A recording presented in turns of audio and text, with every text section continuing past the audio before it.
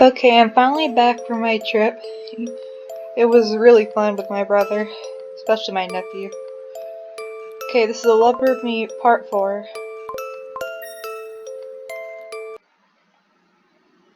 Easton. Wait, I'm back here? Wasn't I just in a cave? How did I end up here? Looking around, the scenery is still the same. Even oddly enough, you cannot recall anything from the previous day, almost as if it was forgotten. The only things you remember are her bright cyan eyes and the lyrics to the safety dance for some obscure reason. How can that be playing in my head? I don't even know that song. Really, I really have no clue about that song. I wonder where 83 is. Usually he goes exploring with me when it comes to ghost towns. He probably chickened out for being an agent of the resistance. He really is a fraidy cat. Fraidy wolf. Something about 83 seems to set a pit in your stomach. But the thing about him was painful. Of course it would be painful. He died. A feeling similar to grief? Yeah, it's grief. As if things weren't puzzling enough, you feel less comedic. Jokes are hard to make, and you begin to feel as if someone was watching you. No. Thinking about it, you feel hollow, almost emotionless. You know you're all alone out here, and yet you feel the urge to speak aloud, as if there was someone along with you. There was no heat that surrounded your being, not like there normally would be. This town, it felt chilling. Not cold or wintry, but almost autumn. Strange. Wasn't it early spring? Strange. Where did this come from? You look at this book that is securely hooked onto your belt, kind of like an old tome. Weird. You look around, seeing that Easton has four branching pathways. You feel an urge to explore this place, but for the life of you, you cannot understand why. Something about something about the four paths fills you with a sense of personal conflict. There are four paths: north, south, east, and west. Where do you want to go? I always choose west first, but for a specific reason. I will not tell anyone though. You remember the once bustling town square in the West End? There had to be people somewhere in the heart of Easton, right?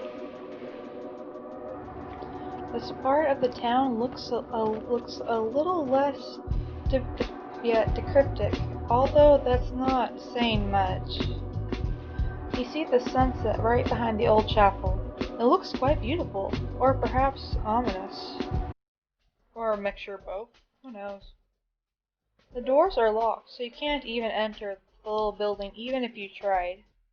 Not like Faith can help you here. Really. Hard to believe that Easton was once a growing community of hundreds of families. Silence had taken the place of the sound of playing children, talking neighbors, and sounds of a working community. The silence was deafening. Wait, what's that? Cilios's mark. There is a torn piece of paper on the ground with an unknown mark on it. Simply looking at this page fills you with a sense of lukewarm kindness. It was in front of the chapel, so it isn't a surprise that you feel such a way. I mean, yeah, you feel a way, or whatever, feel that way. However, it also radiates an intense burning of desire. The cause of such an intense flame that is lit in your soul is unknown. Could it be from the paper? Maybe. You gingerly place the paper in your pocket. Giving a heavy sigh as the harsh burning desire leaves you, you make your way to where you began. Something is telling me that there is more to this town. A voice in my head is telling me to check the odd page. I wonder if there's a way out. You stand in the rich amber glow of the sun as it sets. Taking the piece of paper out, you are filled with an intense rush of warmth, almost as if the paper itself burns with something. It doesn't hurt, but it leaves a searing sensation in your palm. There are scribblings of some sort of red symbol similar to the letter K, but flipped on its side. The title can barely be made out, almost as if embers have eaten most of it away. It reads middle. There are disjointed words that have been burnt or scratched off by an unknown source. That is all you're able to make of this scrap.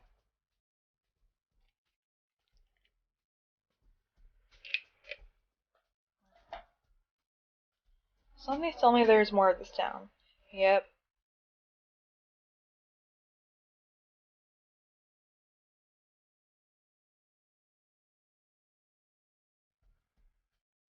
There's something odd in the north. There's a shadow limping around to the south, gusts of wind coming from the east. I wonder if there's a way out. East. Ah, yes, east. Easton's original namesake because of the 10-mile long road that only went in one direction, east. That's a long road. The once busy road that led to the heart of Easton was now barely more than a dirt path covered in shrubs and small bushes. That house looks like it's screaming in a way. It could just be me, though. The closest thing to a downtown section this little area had. It's just a row of shops, now all locked and boarded up, or broken into. Several large windows are cracked or completely missing. There's nothing more to loot but spiders and dust. It was a strange feeling to be in the footsteps of so many lives now long forgotten, or not knowing what became of the people who once spent their lives here. I could have sworn I was here for more than 6 hours. Why is it still sunset? You become distracted from your pointless thoughts as you see a piece of paper wafted in the breeze. It stops at your feet. Huh? Xylo's mark. You pick up a scrap of paper with an odd hieroglyph on it. I can't speak today. Something about this piece of paper fills you with an indescribable urge to control things. Make peace with? Settle out of control fires? Neatly, you fold the paper and place it in your pocket. You head back to the center of the town. Something's telling me there's more of this town. The voice in my head's telling me to check that ripped page. I wonder if there's a way out. Who's the voice in my head? Is it Xylo? Is it one of the soulless? Or is it a ghost? I don't know. This page is soft, bright blue color. My favorite color. Something similar to aqua. From what you can decipher, this title reads Youngest. There are hieroglyphs on what appears to be an upside-down triangle scribbled on it. Was this an alchemical page? I hope I said that right. The elemental symbol for water is an upside-down triangle. A symbol similar to the nebula. Looking at the symbols gives you a feeling of yearning. Wanting to control things you may or may not have power over. What an odd piece of paper. One thing is telling me there's more to this town. You stand in the rich amber glow of the sunsets.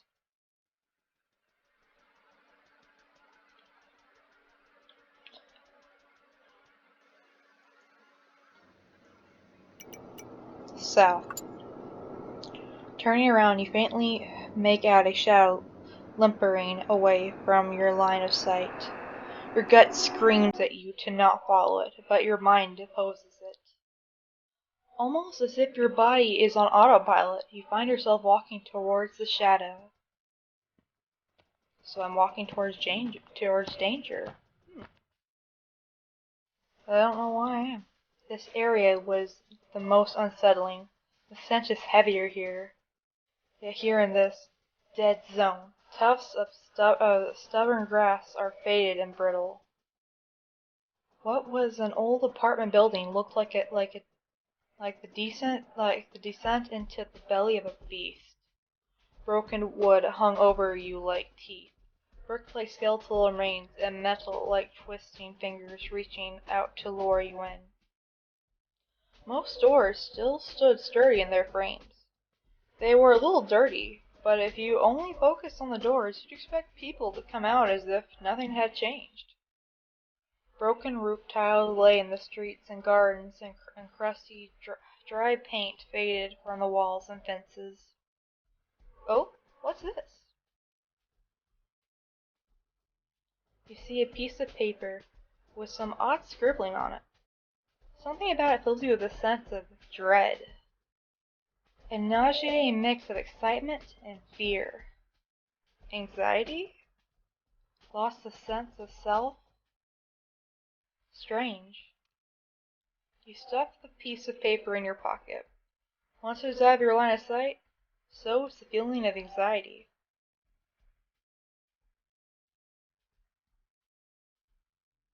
I wonder who the voice belongs to that's in my head. I hope it's my own voice. You investigate the dirtied and crumbled piece of paper.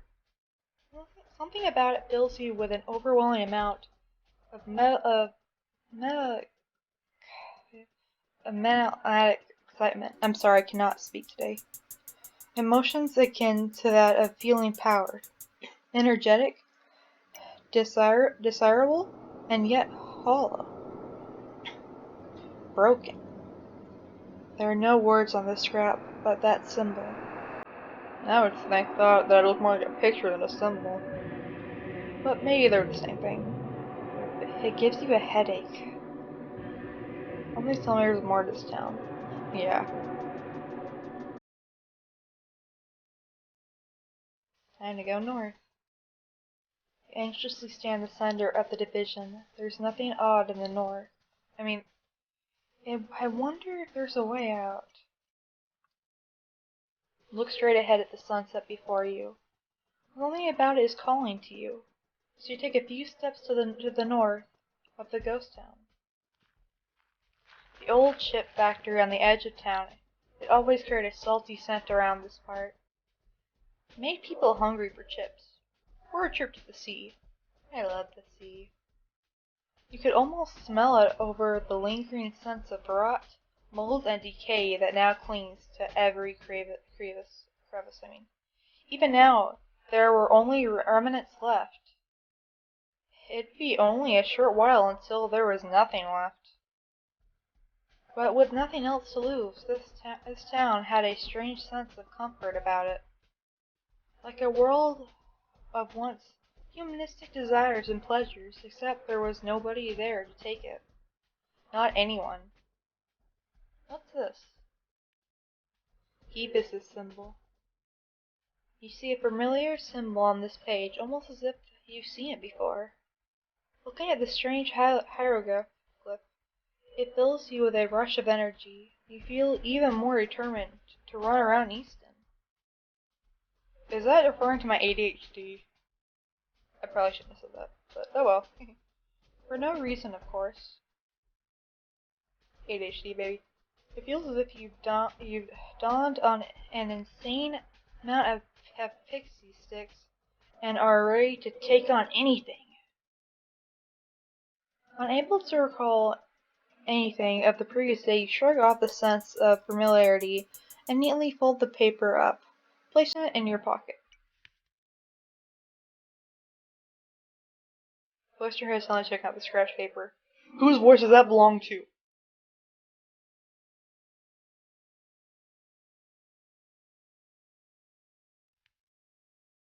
Investigate the tattered scrap of paper. There are burn marks around the edges, obviously wear and tear, and symbols resembling a large, rich blue circle. Looking at this page sparks a burning rush of energy in you. The title can barely be made out. It reads eldest.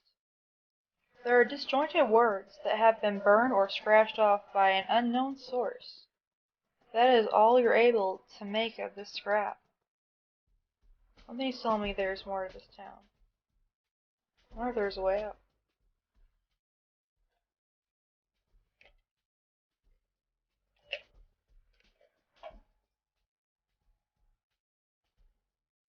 Return. Looks like that's it. I love the music that's going to come right after this. The book in your hand glows with a strange otherworldly aura.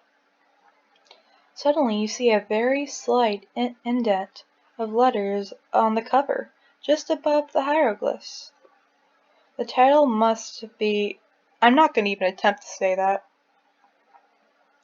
You feel an urge to open it. It might be stupidity or morbid curiosity. Or both. Yeah, it's both. You don't seem to remember any of these pages. Or the book. Wait, are these pages related to the book? Probably. Well, maybe we should see what's up with this strange piece of literature. Hephis, baby. The first page labeled eldest. He who is responsible for the transfer of energy, the dance of the golden rays of his sunlight. Glory be to the gods. Take solace into he who creates, for we are his children, and we sing to the heavens in praise. Glory be to the gods. He does not create without reason, for we are here by his grace and majesty. Glory be to the gods. He influences us to be the best versions of ourselves. Shout his name like the very sun he rises in the morn. Glory be to our God. Glory to the eldest of his brothers, Hephis. The second page is labeled middle. He who is responsible for life, the very air and molecules that make up our mortal bodies. Glory be to the gods.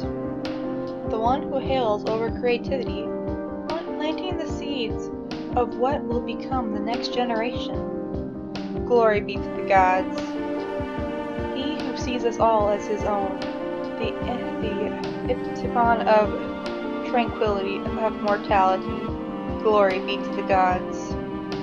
He who holds his arms out to us, the writer of human emotion and all that encompasses us, whatever.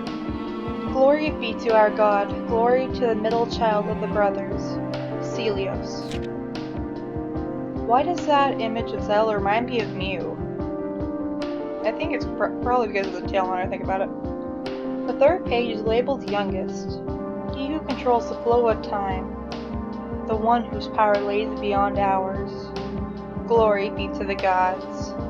He who holds the air in our planet, the water flow, the earth stay entangled in nature rings. Glory be to the gods. The one who ties his brother's powers to our realm, the holder of celestial bodies. Glory be to the gods. Control flows ever onward, like the waters of time, unabated by the force or pull, moving in tandem with him.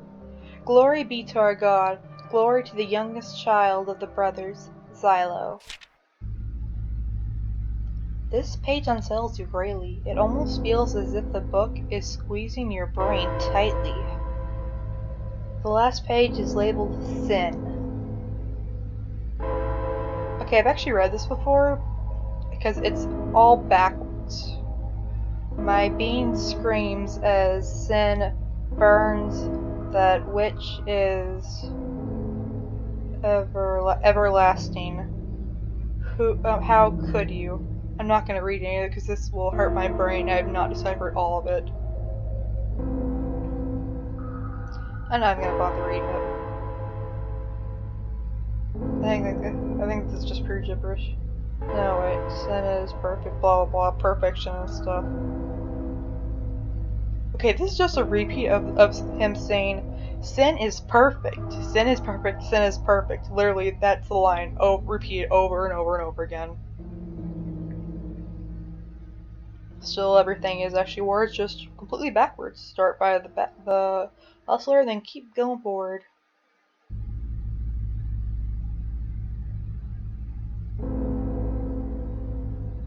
Most of these are actually words. Some things are gibberish, but I don't think we've gotten to that part yet.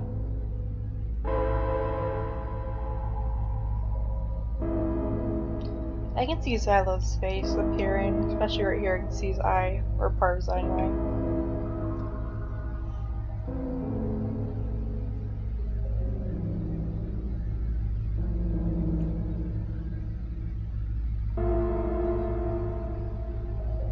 This is making my head hurt just looking at this. Yep, I can see Xylo's face pretty clearly now.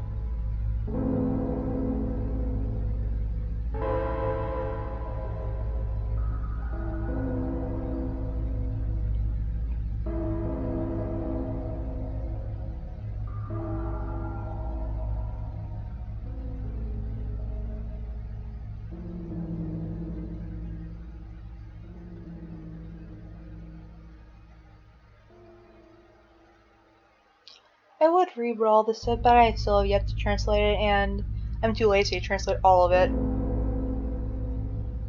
Although I have translated a lot of it though already. But I don't have my notebook with me that I wrote it on.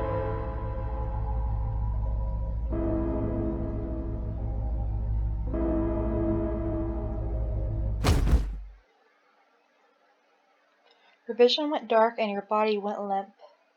You cannot see, cannot think, cannot feel.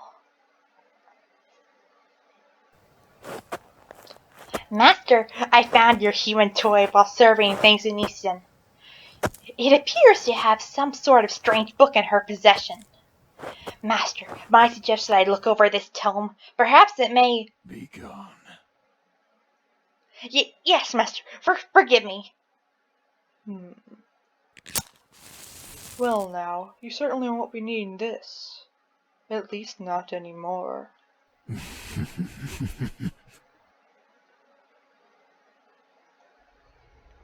Ow. My head. Wait, what? I'm back here? You look around at the cavern hallway, feeling the familiar sense of dread and hollowness as you have before.